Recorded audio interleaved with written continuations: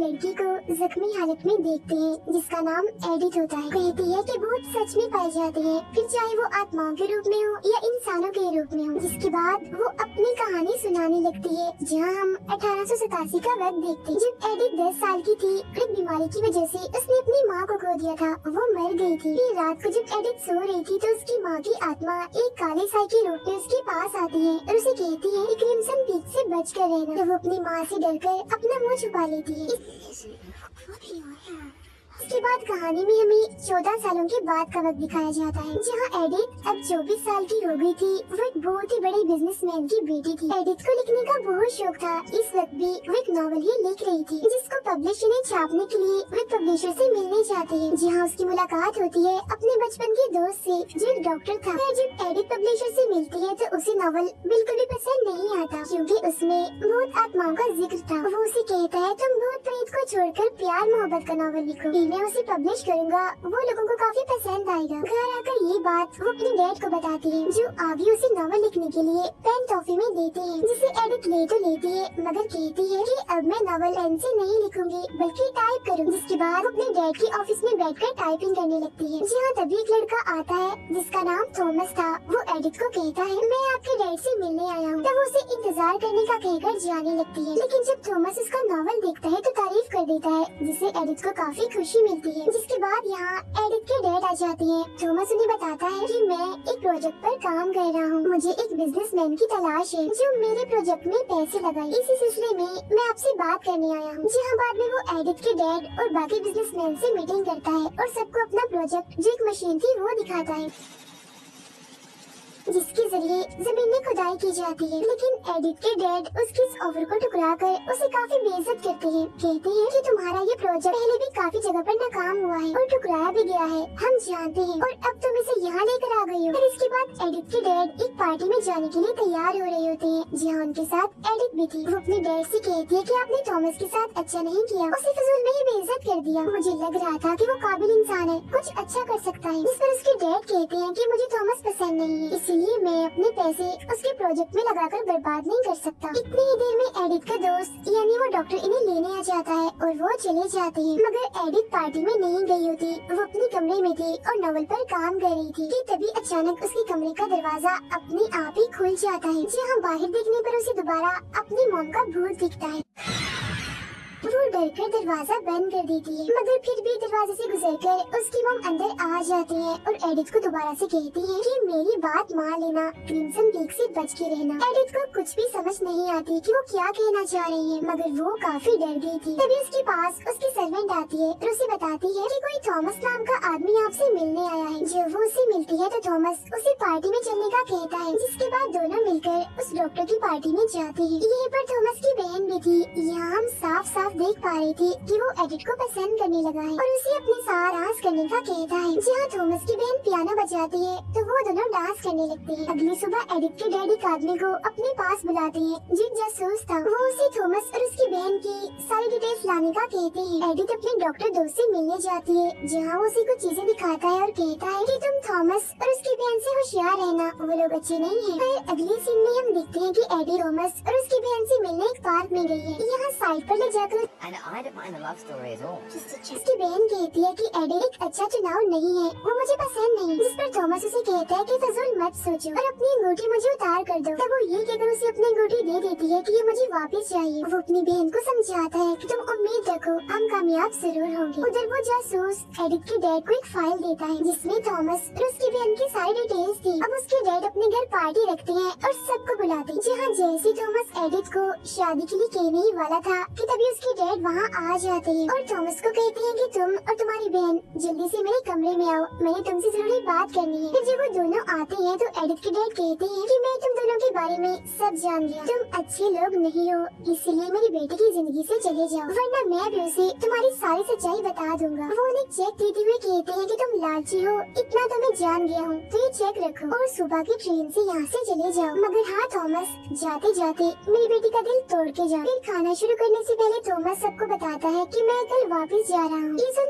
Edith को काफी बुरा लगता है, इसीलिए वो उठकर यहाँ से चली जाती है।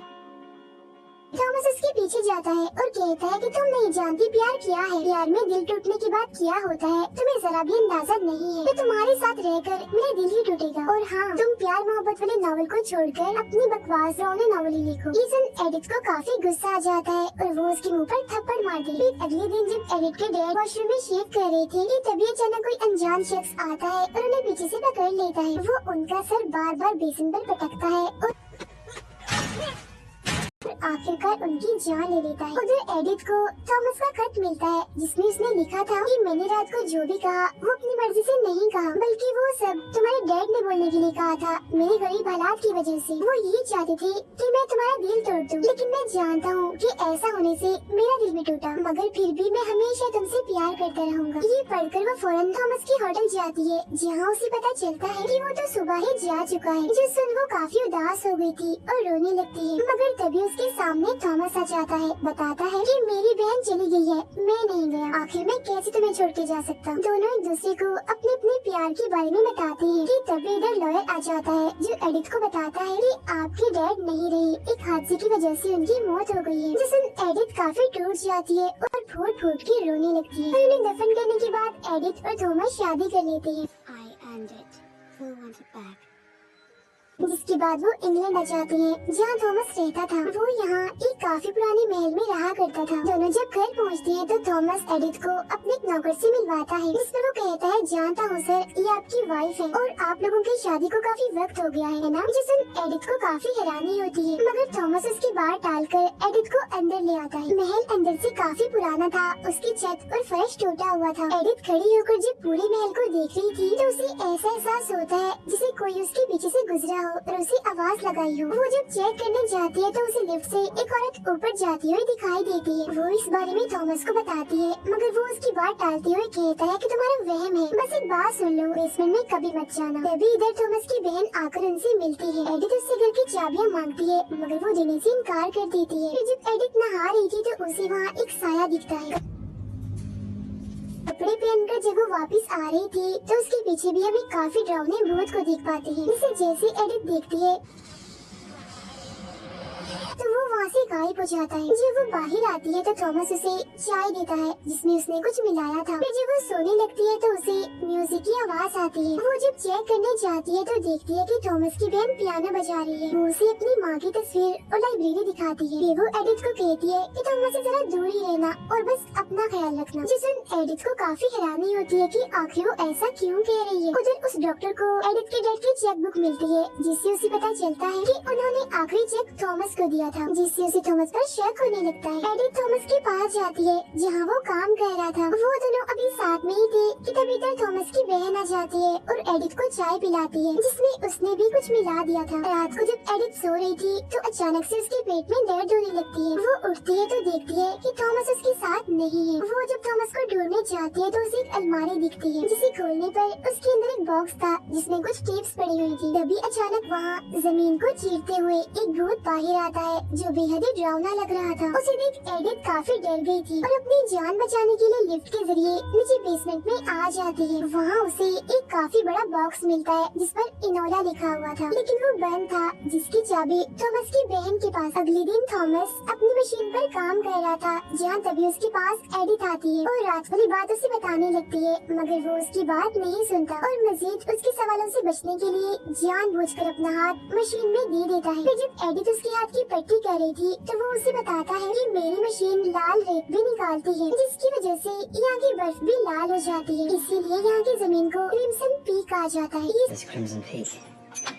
एडिथ के होश उड़ जाते हैं। वो काफी हैरान हो गई थी क्योंकि उसे अपनी माँ की आत्मा की बात याद आ जाती है जो बार बार उसे क्रिम्सन पीक से ही बचने का कह रही थी। उधर लॉयर डॉक्टर को अपने पास मिलने बुलाता है और कहता है कि एडिथ ने मुझे कहा है कि मैं उसकी सारी दौलत इंग्लैंड में भेज दूं जहाँ वो थॉमस के साथ रह रही है। जब डॉक्टर उनसे कहता है कि मुझे थॉमस पर शक है तो अभी आप रुक जाइए। शक का नाम सुनकर लॉयर उसे उसी जासूस के बारे में बताता है और कहता है कि अगर कुछ ऐसा तुम्हें लग रहा है तो जासूस से मिलो, वो थॉमस के बारे में जानता है। फिर जब एडिथ सो रही थी तो उसे सपने में फिर से कोई आत्मा दिखती है जिसे डरकर वो जाग जाती है। देखती है कि थॉमस आज भी उसके साथ बेड पर नहीं है। तभी उसे ऐसा महसूस होने लगता है जैसे आत्मा उसके कमरे में ही है।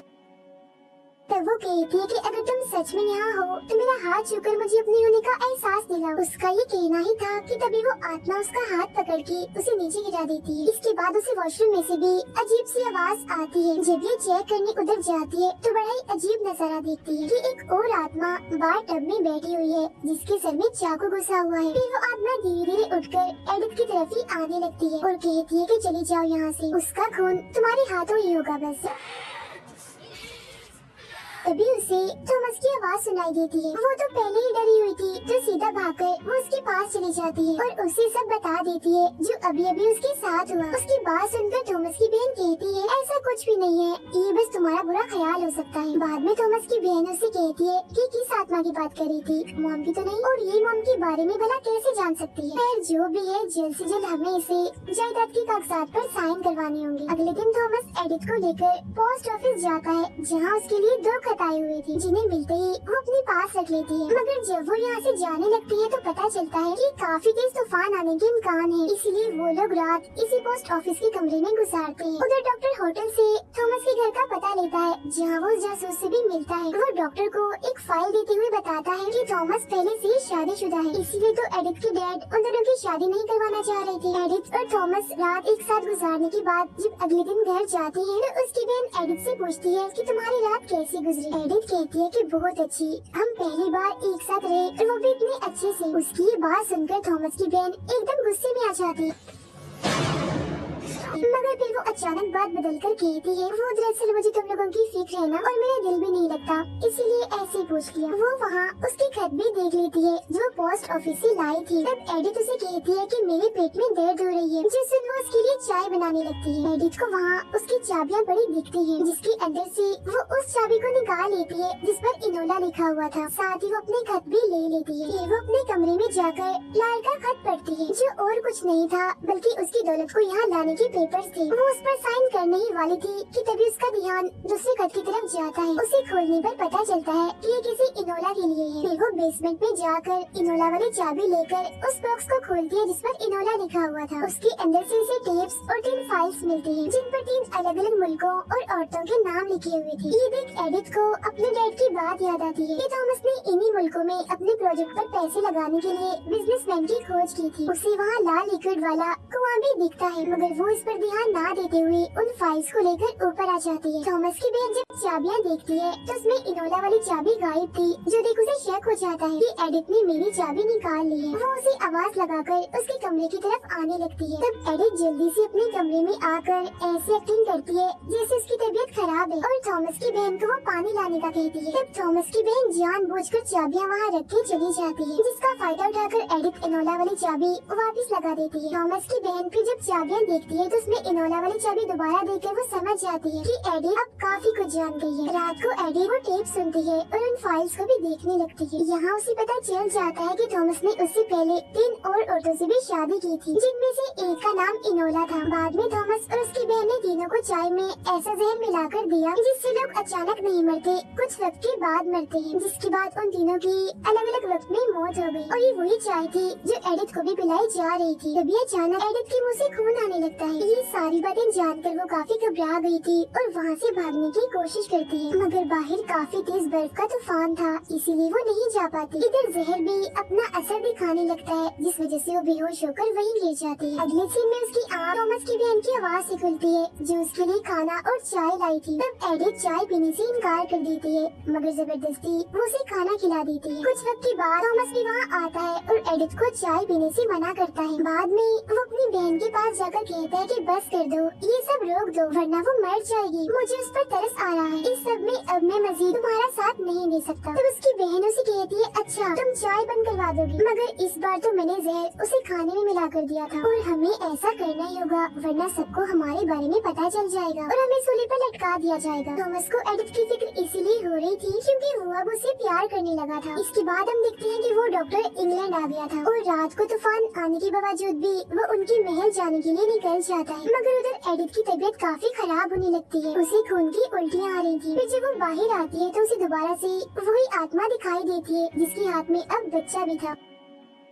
एडिथ उसे कहती है, मैं जानती हूँ तुम इनोला हो, मगर तुम मुझसे क्या चाहती हो? बार बार क्यों मेरे सामने आ जाती हो? जिससे वो आत्मा उसे एक तरफ इशारा करती है। फिर जब एडिथ उस तरफ जाती है तो वही कमरे में आ गई थी, जहाँ वो थॉमस और उसकी बहन को काफी करीब देखती है, क्योंकि उन दोनों के बीच ऐसे ताल्लुक थे जो नहीं होने चाहिए थे। इसीलिए तो वो उस दिन काफी भड़की थी जब उसे पता चला था कि एडिथ और थॉमस एक साथ रहे। सारा नजारा देखकर एडिथ काफी हैरान हो जाती है, वो दुखी हो गई थी, इसीलिए यहाँ से जाने लगती है। जहाँ तभी उसके पीछे थॉमस की बहन भी आ जाती है और जबरदस्ती उसके हाथ से अंगूठी उतार लेती है। फिर वो एडिथ को धक्का देकर नीचे गिरा देती है, क्योंकि अब वो सब कुछ जान गई थी। जहाँ किस्मत से उसे कुछ नहीं होता, बस वो जख्मी हो गई थी। अगले सीन में जब एडिथ की आँख खुलती है तो वो अपने सामने डॉक्टर को पाती है, जो उसकी टांग की पट्टी कर रहा था। वो उसे बताता है कि तुम्हारी टांग की हड्डी टूट गई है। एडिथ उसे सब कुछ बताने की कोशिश करती है, मगर थॉमस की बहन बात टाल देती है।